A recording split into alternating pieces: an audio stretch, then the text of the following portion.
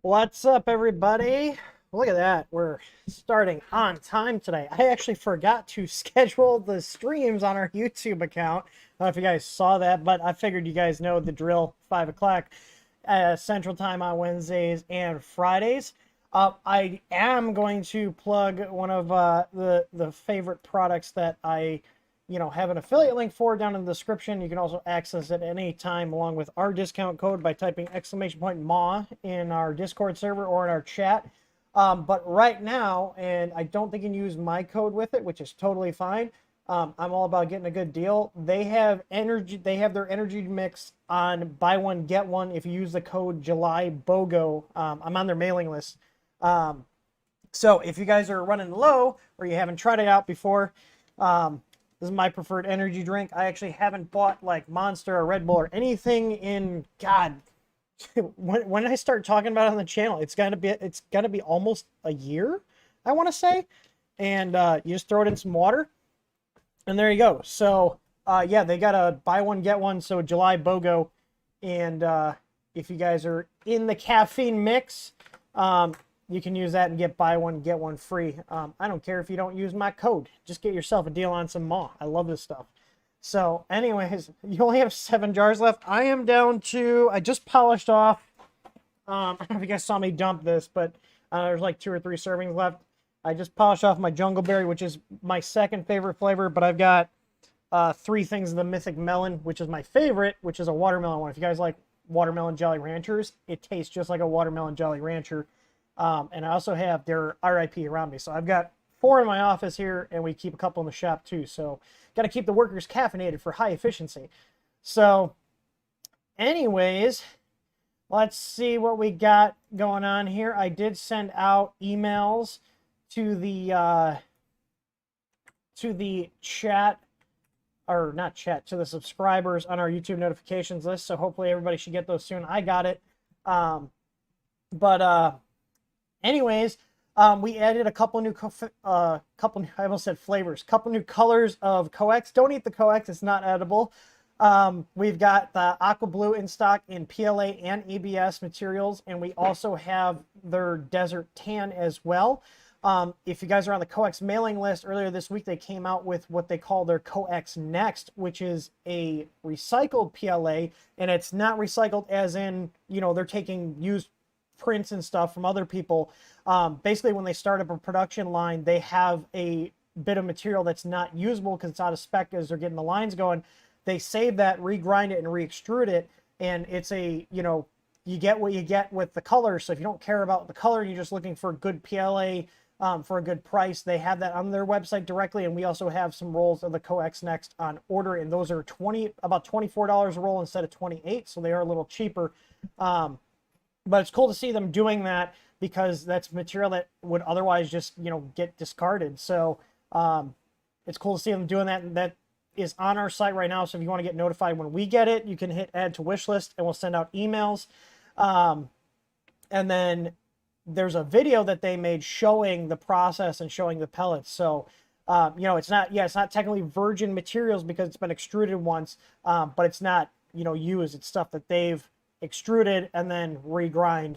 So anyways, it should be good stuff. I'm excited to get some rolls of that. I want to see how it is. I'm assuming it's going to print just like their other stuff. It really depends on what batches they ran as to what the color is going to be. So it's, going to be random colors. But if you're just looking if you're just looking for, you know, good quality filament, I think it's a really good move from them. I actually talked to them when we were getting on board with being a reseller, and I was like, yeah, I think that'd be a good idea. I think it'd sell, because there's some people that print stuff that they don't care what the color is, especially if there's people doing props, which are going to get, you know, primed and painted anyways. You don't really care what the color is. So, but anyways, Stephen Poole said he's got the roll of coax that he got from us. He won. Lays down like butter at 220 degrees. Yeah, that's what I found. Anywhere from like 220 to 230, their PLA prints really nicely. It's, you know, like butter is a good way to describe how it extrudes, because it's just smooth, which is why we sell it. We've had very good experience with them for many years, and, you know, going along with the theme of, you know, selling stuff that we actually recommend and we actually use, it was just a natural fit. So let's see what questions we got here. The giveaway form is open. I remember to get that. Dimitri K says, your shipping is crazy quick. I ordered at noon and shipped at 3. Yeah, so if you guys place orders with us before 12 o'clock Central Time, they will ship out the same day. The only exception to that is if, you know, we're having like a big sale or something. Sometimes we get backed up, but we'll communicate those delays on our website. But yeah, basically, if you order before noon our time, which is Central Time Zone, it'll ship out that same day. Otherwise, everything else ships the next day. So if you order over the weekend, it'll ship out on Monday. If you order like now, it'll ship out tomorrow. So let's see. What question? So JD Cancy's got the first actual question. He said he switched back to a Creality 2.1 board. Where does the always-on fan wires connect to this board? You can do it a couple of ways. I've always just put them in, if they're bare wires, just put them in with the main power input terminal on the board, twisted in with your power wires. But on those boards, there are ports, they're typically labeled VIN, and that is the always-on output for the fans, if that's what Creality would hook them up to. But there's no difference between connecting them to those 2-pin headers versus just, if you have bare wire leads, putting them in with the power connection going into the board, or just directly wire them to your printer's power supply. If it's something that's meant to be on all the time, just connect it to a power source that's always on, whether that's the power supply directly, you know, the screw terminal that feeds the board its main power, or if there's a header on the board, like on that one, the VIN terminal, that would be where you could pull always on power. So let's see. You guys need to ask questions now. I don't have much to rant about or ramble about. I am working on tomorrow the universal power adapter assembly for the Easy Neos. We have the Easy Neo jumper cables now, so if you have an EasyBoard Lite V1 and we're looking to add the Easy Neo Neopixel strips onto your printer, those are shipping now like a normal item. They're no longer on a pre-order, and all the pre-orders have shipped out. I believe we shipped all those out yesterday. So those are in stock and ready to ship.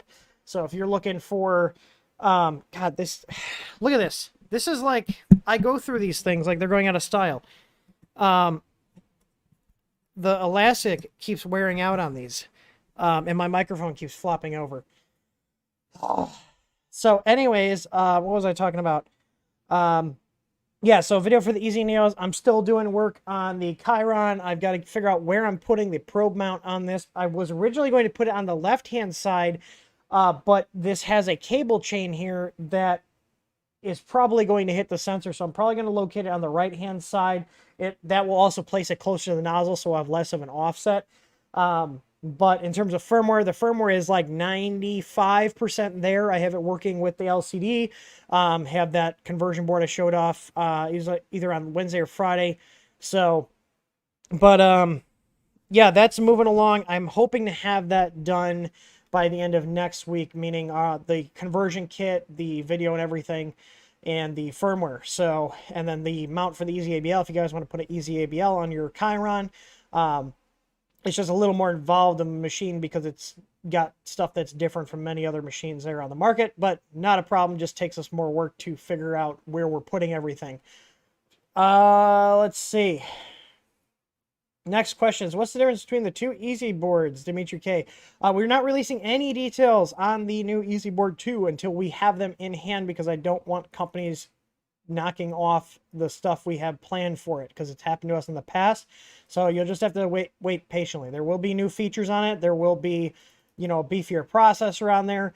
I'm just waiting for the final retail boards to come in. We were trying to hit mid-August, but it looks like it's going to be more towards the end of August just because of production delays. We're still having issues trying to get silicon.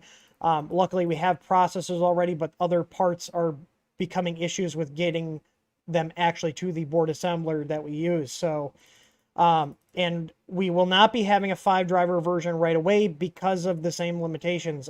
We can't get the processor that's the next size up in terms of IO pin package for the Pro version, because we need a processor with more IO pins to drive the extra motor output and the thermistor input and the MOSFETs, and we weren't able to get a hold of those in the last, I don't know, 7 or 8 months. We know what processor we're going to use, but we can't get them because of the silicon shortage stuff, and I have no idea when it's going to let up. No idea. You know, I look at it this way, if, you know, car companies like Ford and GM can't figure it out, I doubt we're going to have any, you know, ounce of luck trying to push through this and get chips that aren't insanely overpriced. You know, we're not going to do what other companies are doing right now. It seems like companies like Voxelab, and I think someone told me Big Tree Tech might be, now don't quote me on this, this is just chatter in our Discord server, that I guess Big Tree Tech is using those GD STM32 clones on some of their boards now. We're not going to ever use clone processors on our boards. I don't want to sell you guys chips that are knockoffs. So, let's see here. Matt is asking about Coax PET G. We bought a bunch of rolls, and one of our guys is testing them out right now. We're just making sure that it meets standards, that it performs like other PET Gs we have. And so far it's going okay. The one weird thing is one of the colors, I think it was the green, the heat resistance on it was not where we expected it. You know, we put in a bunch of parts and kept them in cars, and the green for some reason started warping. The other colors seem to be fine, but we are feeding this information back to Coax to be like, hey, like, what's up with this? Was this just a weird batch, or is it something to do with the color? It was one of the translucent ones.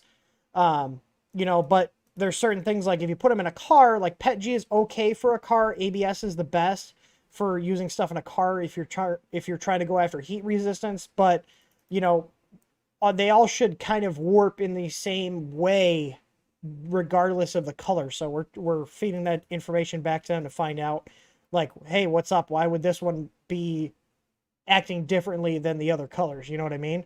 So let's see here. Where's the next question? Vince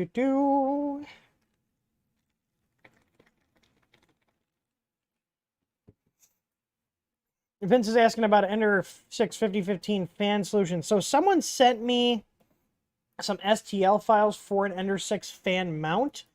But it was for, it's not for the stock hot end. It's for an Orbiter direct drive in a V6 style hot end. I mean, that'll work if you're using those two things, but not, I don't have an Orbiter, so I have to print them out and see if I can make them work. And there was that other one that someone else linked last time that clips onto the hot end shroud. And while I kind of like the idea because it's universal, I want to see if I can find something that's a little beefier that goes onto it. Someone else also mentioned that they had modified a Hero Me base to fit on the Ender 6, but I can't, I'm trying to find where I put it, and I don't know where I put it. So if you're watching, if you're the person who said they had that or sent me that, if you could send that over again to the stream's email, that would be great. Let's see here. Radiation King's asking, do you have an ideal list of settings for ABS and PLA? It really depends on your printer. So, you know, my settings for my Ender 3 might not work for your Ender 3, and vice versa, because of differences in what parts we have on there. The best thing to do in general is download a profile for your slicer that you're using for your particular printer and run, you know, a test print like a Benchy and see how it comes out. One other setting I would recommend checking is changing the print temperature for the filament based on the manufacturer you're using, because that's where you'll get a wide variance, because some of the cheaper plastics, you know, PLA will be said to print at 190, whereas, you know, the Coax stuff and most other made in US plastics like, you know, Printed Solid or Atomic, they'll like hotter temperatures like 210 plus. So and you're just going to have to tune it. I do not have a list of ideal settings for any printer. I have my own personal stash and profile. Something is tickling my nose. Hang on.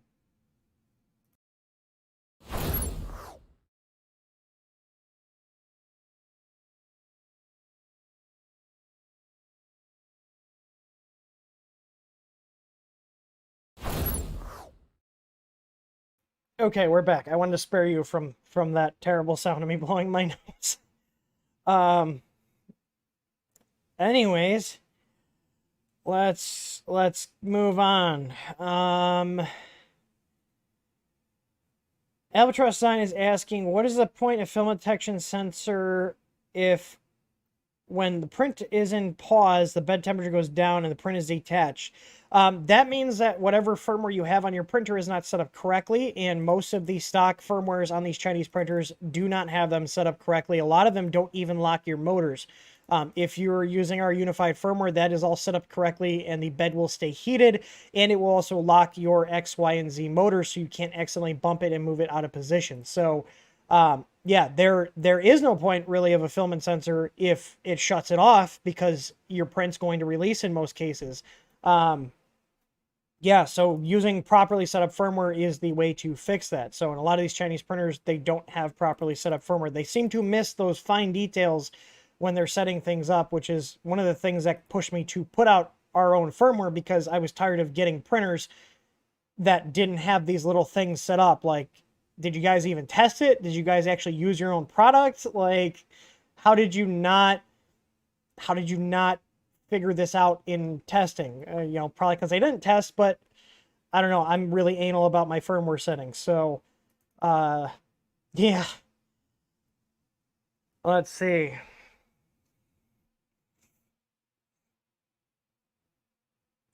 Let's see. I'm trying to find chat jumped. Where was I? Where was I at? Man, this is... Okay, so there we go. Film detection sensing. Okay.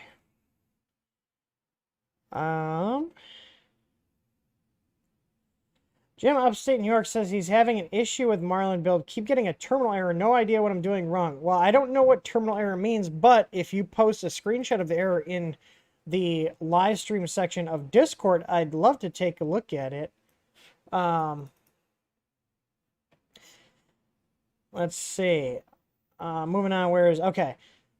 So Nexon's asking, do you have any insight for MQTT Octoprint or Home Assistant? I had some ideas for automation, but cannot figure out how to make MQTT work. So the main thing people fall short, and I'll touch on this quick, with MQTT is you have to have what's called the MQTT broker, aka a server. So you have to have something running the MQTT server that actually is the broker between all the devices that are talking the MQTT protocol. It's kind of what indexes everything and keeps a little database of all the states of everything.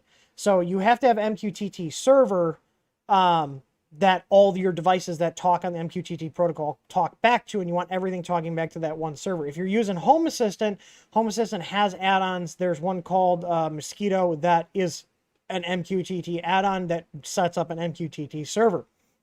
One thing I will tell you is that when you're setting it up, by default, that add-on will use your Home Assistant credentials. I like to specify in my configuration for that add-on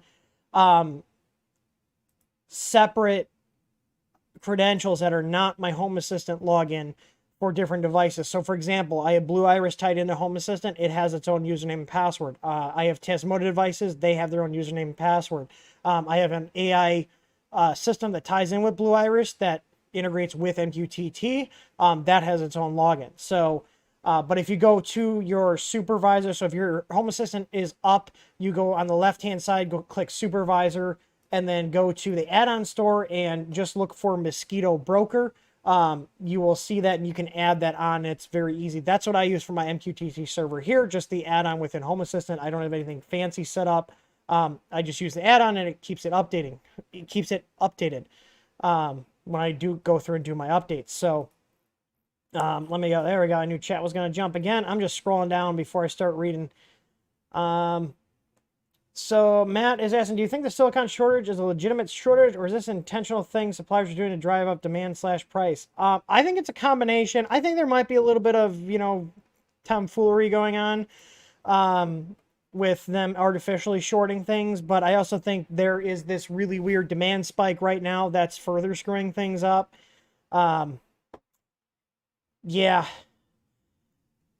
But anyways, I don't know. I have no idea what the issue is. I don't have any insiders in that industry.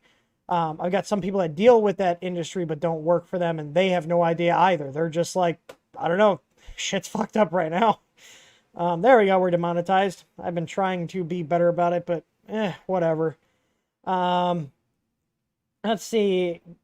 Jojen, I probably said that wrong. He said he updated firmware with a CR10 S5 and his SD card will not read.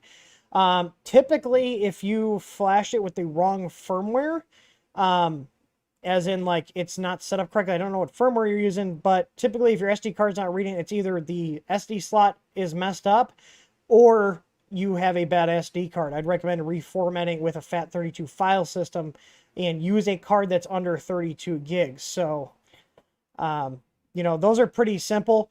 And if it's a CR10 S5 and not the SS5, so there's two different there's two different S5 models. There's a CR10 S5, which is the Melzi board, and there's a CR10 SS5, which is the 2560 board. Both of those typically do not have an auto mount procedure. So if you put an SD card in, you might have to go in the LCD menu and hit like attach SD or attach media, which will then mount it.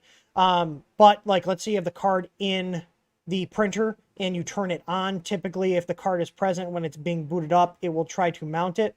But those boards are not known for having an auto detect pin, meaning when you put the card in, it'll auto mount. The stock Creality firmware does some weird pulling where it like pulls the pins every now and then to do the auto mount. But Marlin and our firmware, if you pop the SD card, it's not going to auto mount it if it wasn't in at boot up. So let's see here.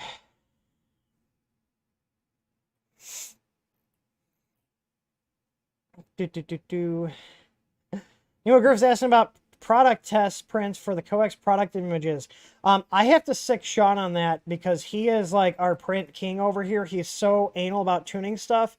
I just have to have him sit down, have like one of the printers out there printing out test parts. I haven't had time lately, but yeah.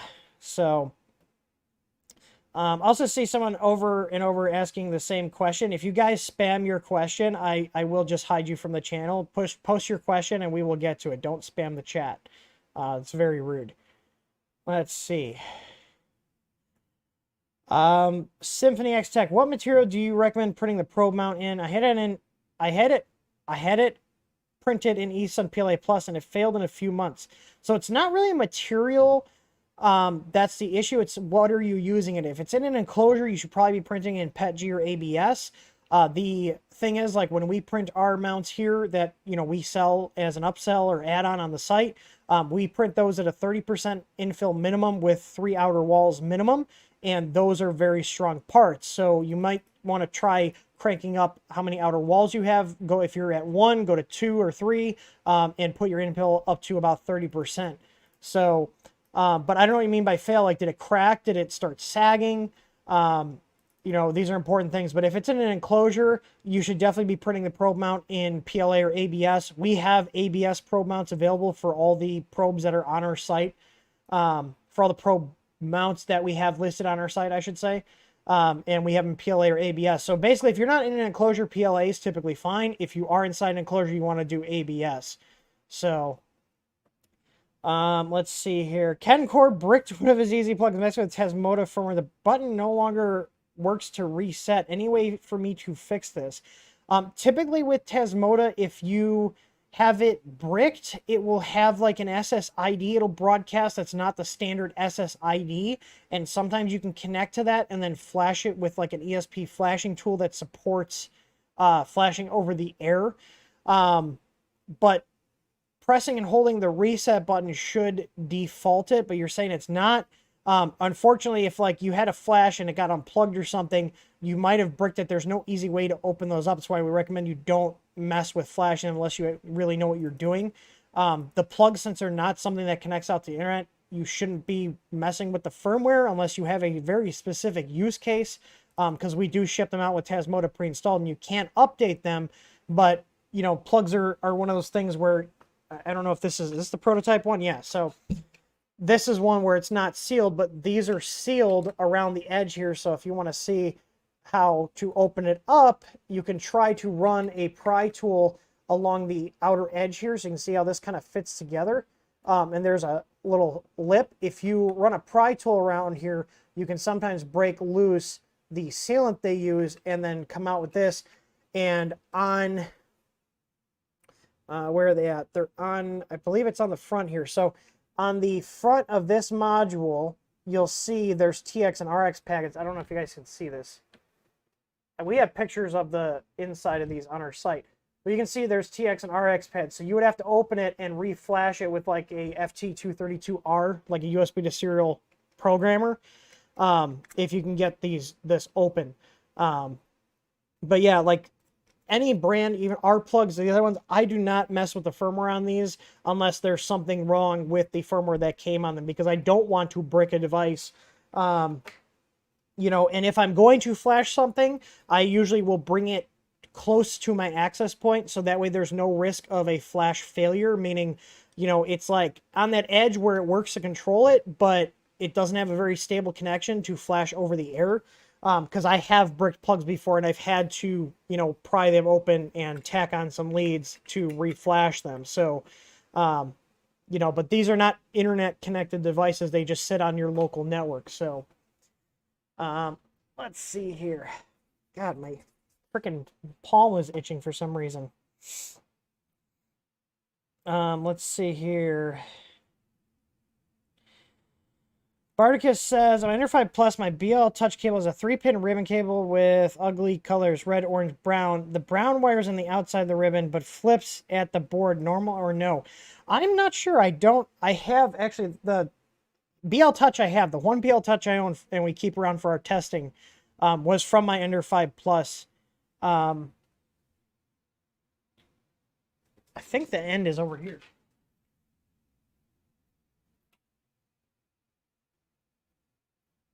No, mine is not brown. This is definitely part of the harness from here. Mine are actually yellow, red, and blue. So it sounds like Creality is using whatever wires they feel like, because this is the one that came on my Under 5 Plus. This went to the board side.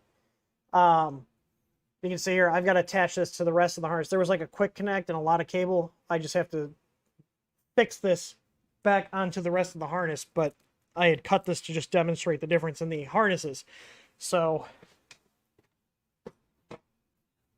but the easiest way to do is ignore the colors, look at the pinout from the probe side and trace the wires all the way back, and then figure out which one is your, you know, 3.3 or 5 volt input, your 2 ground wires, your control wire, and your C end stop signal pin, and then just document them. Because it seems like the thing that sucks is now that you have all these manufacturers integrating the BL Touches with their printers, they all seem to use their own standard of wires, and from what it sounds like, they just are switching them out.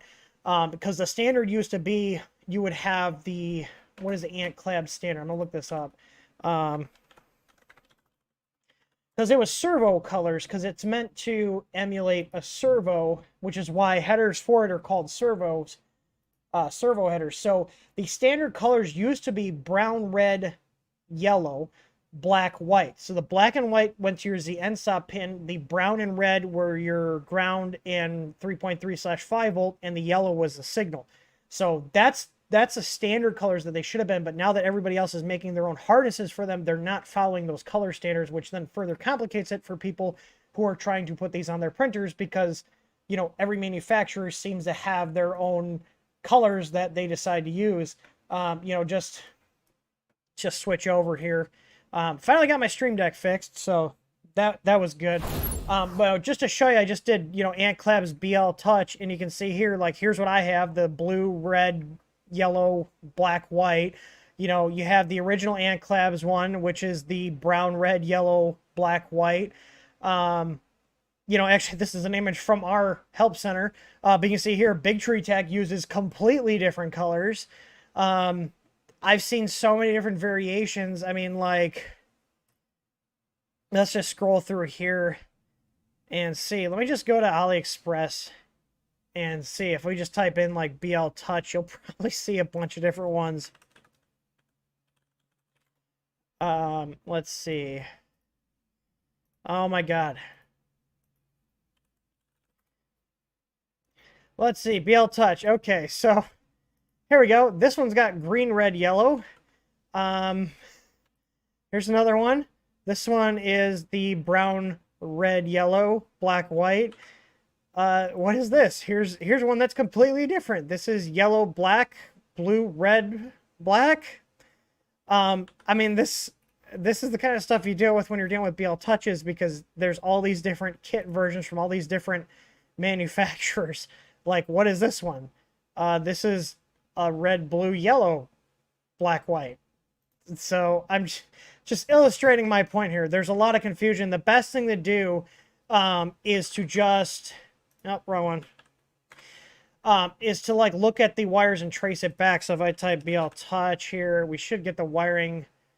This is wiring options. I hit it a little too quick. BL Touch. Here we go. So the best thing to do is look at, like right here, you can see you've got the pins here. So from left to right, if you're looking at the back of your BL Touch, you know, okay, this one is normally brown, this pin here is brown, this one's red, this one's yellow, and then this one's black, and this one's white. So the brown and the black, these are your grounds. This is your 3.3 to 5 volt input on the second pin here from the left. The middle pin is the actual servo connection that sends the signals to tell it to deploy or stow the pin. And then again, ground, and then this is your ZN stop signal pin. This will get pulled high or low depending on if that pin actually triggered anything or not. So, you know, if you're using a BL Touch for some reason, you're going to have to do some homework and trace out your pins to figure out where everything's going. You don't have to do any of that with the Easy ABL, so just wanted to throw that in there. Let's see. Razik says he's got an Ender 3 Pro. He's going from 8-bit to 427. Which guide should I follow for the Easy ABL when I swap? You don't have to follow a specific Easy ABL guide. If it's already on there, just swap the board out and enable it in firmware, and it's that simple. So if you already have the Easy ABL on your 8-bit board and you're going to the 32-bit, just enable it in firmware and update it. The latest unified firmware already has the filament change stuff enabled and the arc stuff for if you're using a plugin like Arc Welder. So, you know, but if you are adding an Easy ABL on at the same time doing the board upgrade, I'd recommend doing the board upgrade first, check and make sure everything works with the new board, and then go through the Easy ABL installation guide and install it per the installation guide. So...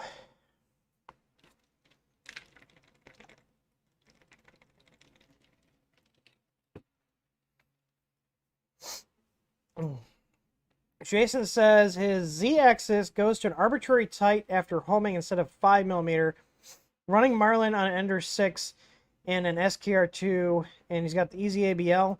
I would check and see what your repeatability is, because if it says it's 5 on there, but it's at some other like you said, arbitrary height, like it could be anything, I would check and see if it's actually reading the sensor signal correctly, because in general, big tree text boards have a history of not working correctly with auto bed leveling sensors because of how their end stops are set up.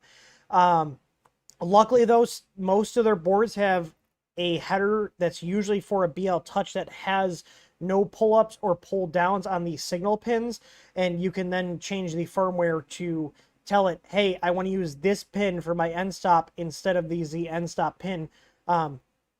I think one of the issues I recall, I think it was on the SKR 1.3, 1.4, and 1.4 turbos, is they, instead of putting a 10K ohm resistor on the end stops, they put a 1K ohm resistor on, so it was too strong of a pull-up, and our Easy ABL couldn't trigger it. The BL Touch was having issues triggering it, is because they put the wrong part on the board. So, but going to a unfiltered pin, you know, like one that's typically on their BL Touch header, those usually don't have any pull-ups or pull-downs on them, and that's usually what you want to use.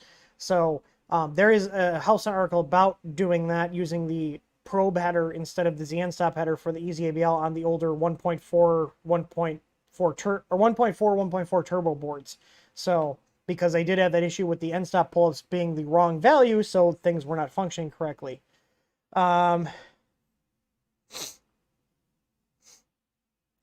Matt, Ram Design, just giving a shout out to Mac. He said he appreciates their quick communication. I'm glad to hear that. I always like hearing feedback too, that our guys are, doing their job. So, Mike V is asking, what size of millimeter is the Easy Neopixel strip? They are 220 by 15. So like this is one of our strips here. So they're 15 millimeters in this direction and 220 millimeters, I believe, from end to end. Let me double check that. I believe that's what they are. Where's my millimeter tape measure? I always have one here. I believe it's 220. That's why we call them the Easy Neo 220. But I'm gonna verify. Yeah, they're 220. So 220 by 15. So yep, I have this set aside here for the video I'm working on tomorrow to show how to wire up the universal power adapter. I'm sad. I thought we were going to be able to use these so you guys didn't have to, solder or anything to connect the step down that's in here to the jumper wires, but the jumper wires do not fit in here, and the silicone coated wires, or the silicone wires that come out of this module, are actually easy to pull out because that casing is so stretchy. So but anyways, I digress. Let me see.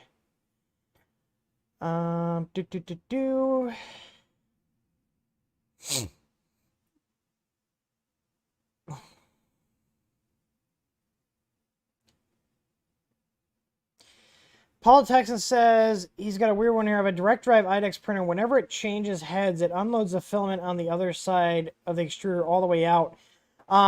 Where should I look for that? The firmware or the G code? I would assume it's going to be in your G code. It's going to be in it should be in the slicer, because there should be a setting to specify the unload length when you're doing a tool change. So like in Simplify 3D, they have scripts that happen when a tool change is initiated, and in there you can specify how far back it's going to retract or extrude. But yeah.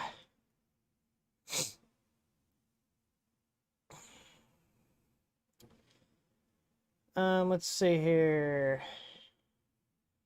Another issue with an SKR2. I know the SKR2 boards have had some issues. SKR2, I'm assuming you mean E3, SKR E3 Mini 2, because we don't have a unified firmware for the SKR2, and we won't be putting one in. He said his printer stops doing a print when moving the Z-axis. Sounds like the board has a problem, which wouldn't surprise me given it's a Big Tree Tech board. If you're looking for a board, because obviously we don't have our boards, what we've been doing is when we need a board for a Creality printer, we've been using the 427 boards, and they're decent boards, which is, we also carry those as well. So, but I haven't had any weird issues with the 427 boards. So Creality seemed to do a halfway decent job with those, even though they still backfeed USB power like all the other Chinese boards. It's, still fine, because that's all we can get at this point.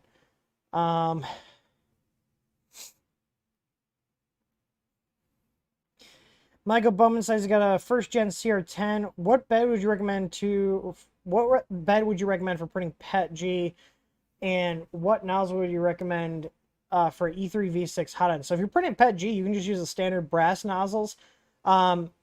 But for PET-G, you're going to want to use, you can use basically any surface. The problem with PET-G is whether you're printing on glass or Build Tack or an Easy Mat or an Easy Flex or, Wham Bam sheet or whatever, PET-G likes to bond to surfaces. So the most important thing when you're printing PET-G is make sure, one, you're not printing too close to the bed, meaning the distance between your nozzle and the bed is not too close where it's going to be smushing it in, because you will definitely bond that plastic to the actual bed and cause issues where it's going to take chunks out of it. I use something like, the Vision Miner nanopolymer between my prints, especially with PET-G, to have a barrier so it acts kind of like a release agent. You can also use hairspray or PVA glue, like a glue stick. When I used to use glue stick, I would water it down a little bit. So put a little bit of water on the bed and then kind of move the glue stick around so it's like a nice thin coating so you don't have chunks of glue stick on the bed. But the main concern when you're printing PET-G is not smashing it into the bed like you can get away with PLA. PETG is very unforgiving with bed surfaces. I've had it take chunks out of bare glass with nothing in between it. So it's a very, very nice material, but it's very, very grippy and will be very unforgiving if you aren't paying attention to how close your Z height is. Especially when you're not,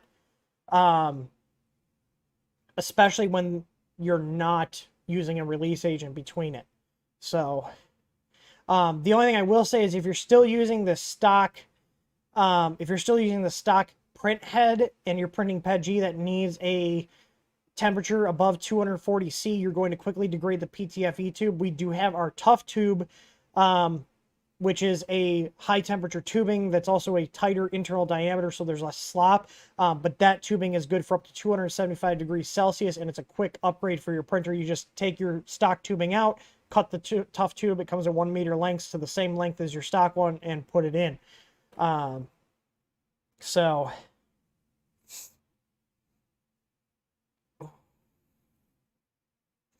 I see other people saying PETG likes to bond anything. Yes, it does. And 70 Tech, who was talking about his mount having issues, it's in an enclosure. Yeah, that's why your mount failed. If you're in an enclosure, I always run ABS mounts in the enclosures. I've never had issues with them deforming. PETG's been hit and miss. I have printed a couple mounts in PETG for ABL sensors, and they do slowly start to deform in an enclosure. ABS is going to be your best bet for a probe mount inside an enclosure just because of the elevated temperatures. So,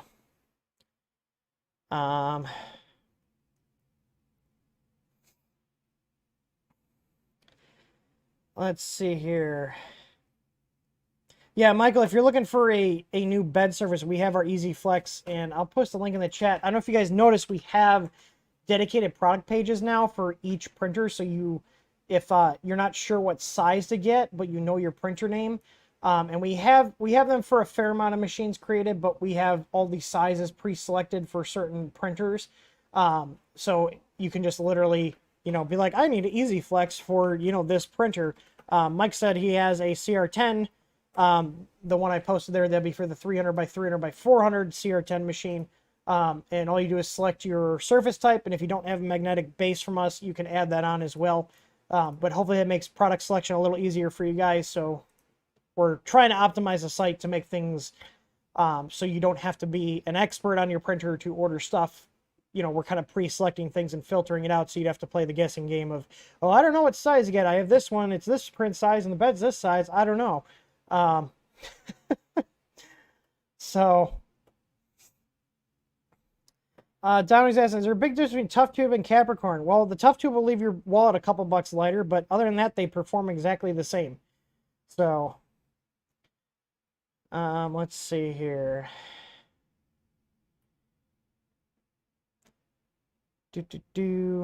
Robbie's asking, he wants to buy an Easy ABL, but there's no shipping option in Indonesia. Yes, we do not ship to Indonesia. We've had a lot of fraud from there. We've had a lot of issues with packages going missing going there. So we do not ship to Indonesia. We have certain countries that we do not ship to just because either high amounts of fraud or just issues with the packages getting there, and we are tired of dealing with, customers yelling and screaming at us because the shipping carriers were not delivering stuff. So, let's see here.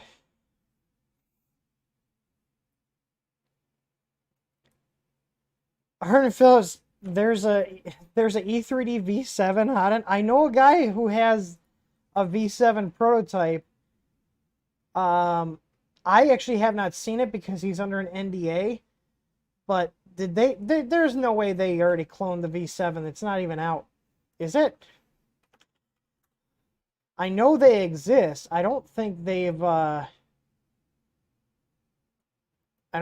come out yet.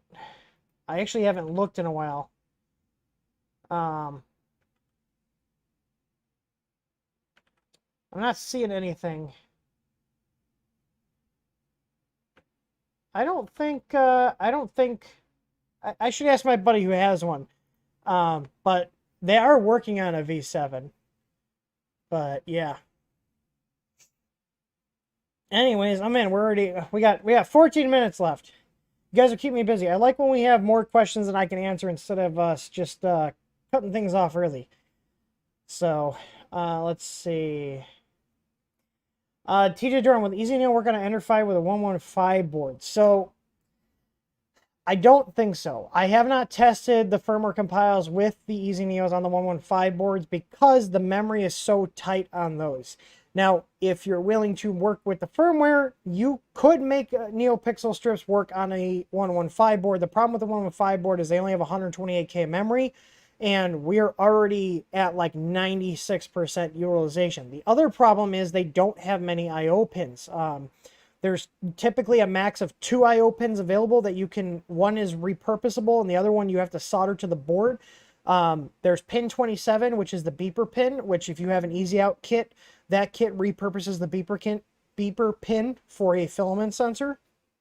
And then pin 29 is on that little V, S, and G solder pad in the center of the board where there's usually capacitor soldered. So we will not officially be supporting it because when I did do a compile with the lighting code enabled on the Melzi boards, it failed compile and it was over by about 1200K, which is way too much for me to try to optimize down. So I'd recommend if you are looking to add more features like, you know, the Neopixels and stuff, upgrade to something like the 427 board, which has 512K of memory and has a bunch of extra I/O pins on it. It's probably not worth your time to sit there and mess with it versus just swapping it out to a board that has more memory and more I/O pins. You know, that's just my 2 cents. You know, but if someone orders an Easy Neo and they're like, I want this working on my Melzi board, we're going to tell you we don't support it because we don't. There's just not enough space on those, and trying to get free I/O pins on those is a nightmare because they just simply don't have it. There's not many pins on that processor. So, let's see here. Bark is asking, anyone heard of heat soak issues with the steppers on N3 V2s with a 422 board? Yes, they do have issues with heat. Keep those boards cool. So the 422 boards, those are 2-layer, 1-ounce copper boards. Trinamic recommends 4-layer, 2-ounce copper, so they're way under on the copper. And the heat sinks on the top don't really help anything because those chips push their heat out through the bottom of the processor, which is why you need a quality PCB.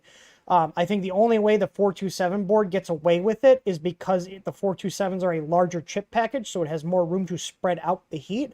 But yeah, there is a known issue with if you have an Ender 3 V2 with a 422 board that has 4 Trinamic 2208s. Those 2208s put out a lot of heat, and those boards are not designed to take it. But you know, Crowley doesn't seem to care. I've been barking up that tree for years, so.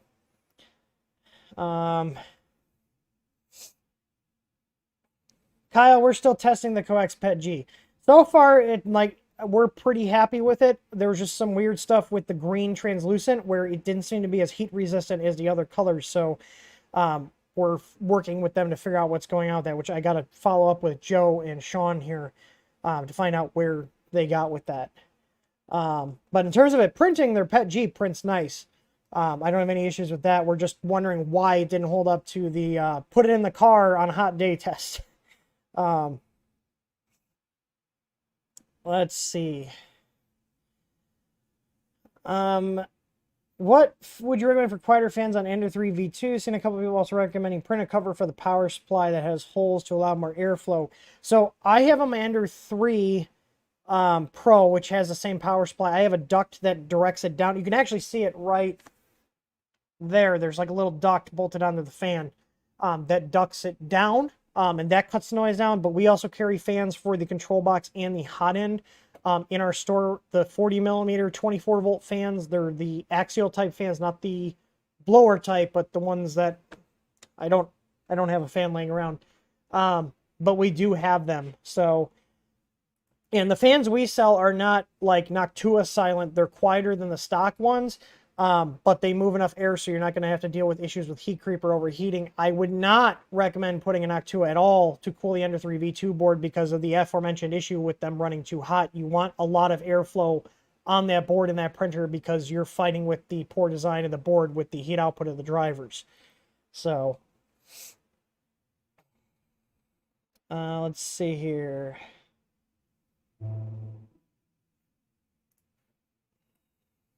Oh, it jumped. All right, where did it go? Oh yeah, and do not print a cover I still have the metal one. I have a cover for the fan that screws on externally. Do not print a cover that's plastic for your power supply because you are removing safety features and also potentially exposing yourself to, well, not yourself is not really a thing, but you're exposing your printer to more electrical interference because that metal case is designed to keep all the exploding parts inside the power supply should they decide to explode. Yeah, don't turn your printer into a bomb. Anybody that tells you to put a printed cover on your power supply is an idiot. So go ahead and clip that out and send it to them. Don't do that. Especially on the printer power supplies that are not Meanwells. Like, knock on wood, I haven't ever had a Meanwell blow on me, but I have had the off-brand ones that come with some of these machines go up. And if they did not have the metal cover on it and I had a plastic cover, I probably would have had an actual fire on my hands. So do not do that for the sake of noise. I think dealing with a little bit of fan noise is worth not having to make an insurance claim because your house burned down. So, do we have firmware for the 422 board and the Ender 3? Yes, we do. Go to UF2, so that's short for Unified Firmware 2.th3dstudio.com, or you can just go to our support.th3dstudio.com and hit the downloads link. UF2.th3dstudio.com just takes you directly to the Unified 2 section of our Help Center. So, if you guys notice, our Help Center now is merged in with our main website. It's no longer on a separate domain. So if you hit any old links out there that went to support.th3dstudio.com, they will redirect you to the Help Center main landing page. So if you're looking for something, you're like, oh, I clicked this link, just type in what you're looking for in the search bar. So I was trying to have it redirect to...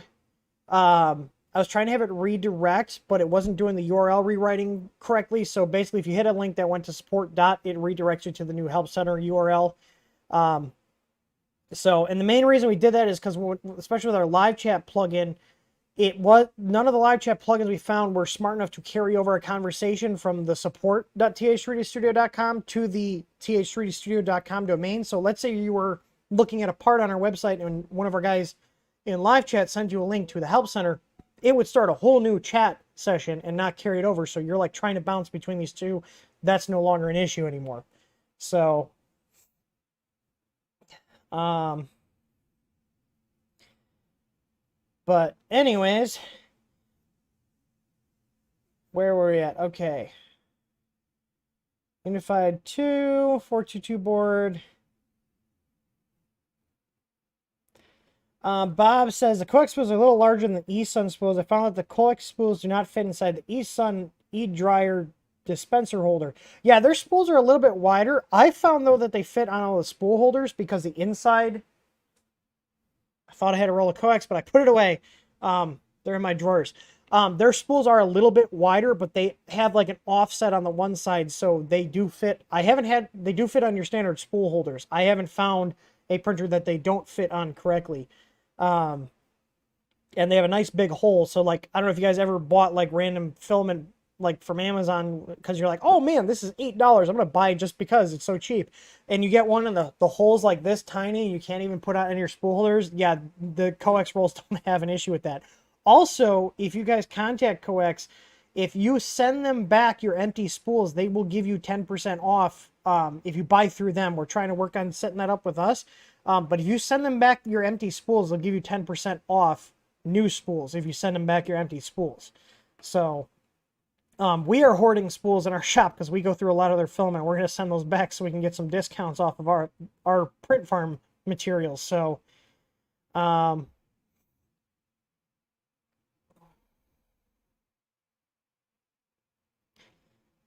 let's see here.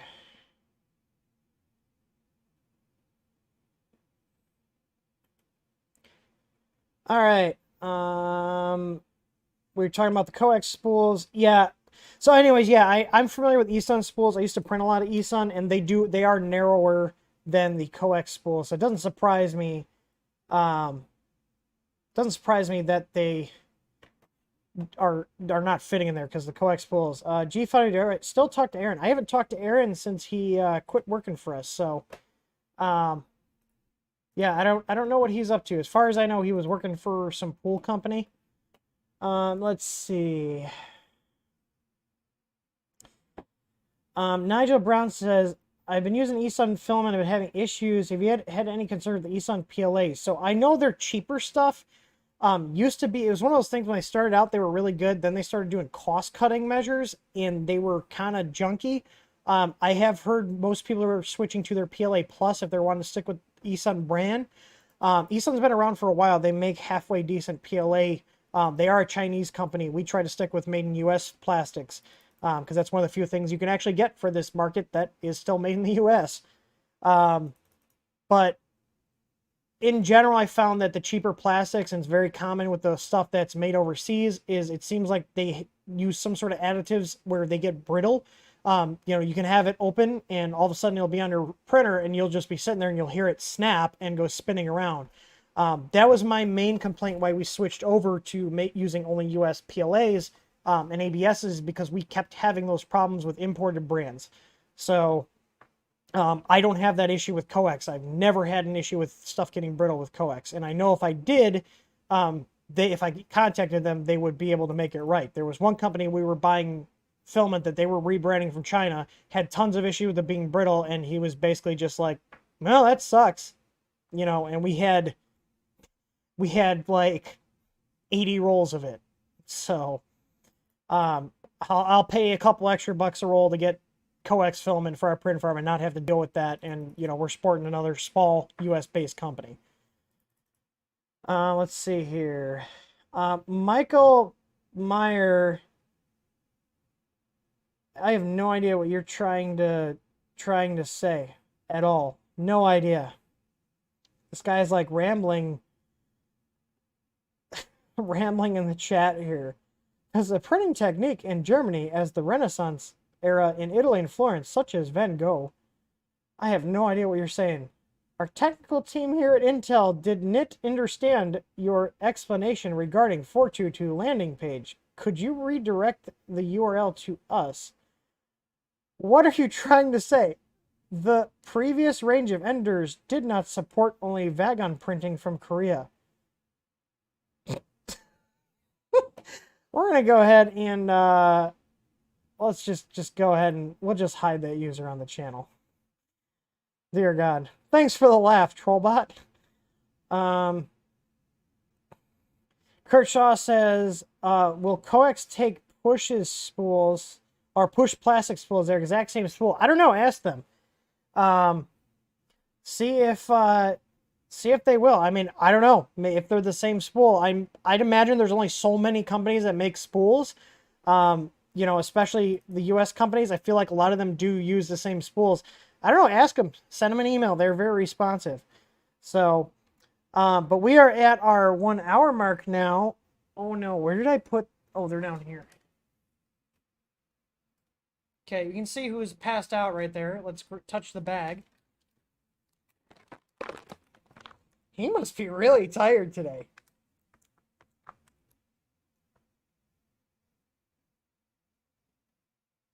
I'm just going to keep talking and not move the bag and see if he lays his head back down. Whoa, I think he's on to me.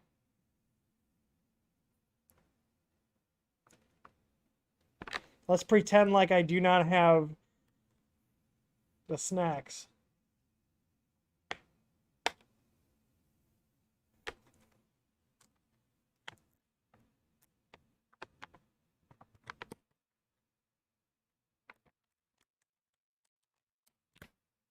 Oh no, he knows. He's like, I'm not stupid, Dad. Anyways, you guys know it's customary for the good doggo to get a treat. No squeaky toys today. I appreciate that. Can you shake? Come on, get in my hand. Ready? Shake. Good boy. Touch. Yeah, there you go. All right, everybody. I hope you guys enjoyed the stream. I will see you guys again on Friday at 5 p.m. Central Time. I do have the email scheduled to go out. If you guys want to get notifications for the streams a half hour before we go live, go to our website, scroll all the way to the bottom and hit the join, or I think it's join YouTube notifications or get YouTube notifications. I'll post it in the chat. So if you guys want to get notified, because YouTube notifications suck, we have an email system that will send it out, and they will definitely get to you. So you can go ahead and boom, there you go, YouTube notifications, sign up, just put your email in there, and that's the only thing you will get emails for if you put your email into that list. It's literally just for if we go and schedule a live stream, so the weekly streams, and if we post a new video, that's all that those are for. So they will get to your inbox, unlike YouTube notifications.